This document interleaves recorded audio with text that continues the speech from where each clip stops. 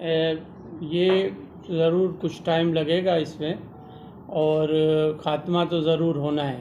Criminal अनासिर कभी भी existence नहीं रहती है। हमारी गवर्नमेंट की विल है, और मुझे अपने पुलिस पर, अपने जो जवान हैं उन पर भरपूर यकीन है, और यकीनन आपको रिज़ल्ट्स नज़र आएंगे। जहाँ तक रही कराची की बात, तो कराची में यकीनन एक केयर टेकर सीएम साहब ने पहले भी बात की थी, मैं भी बार बार कहता रहा हूँ कि केयर टेकर गवर्नमेंट में जो बिगाड़ आया उसको बेहतर करने में कुछ टाइम लगेगा।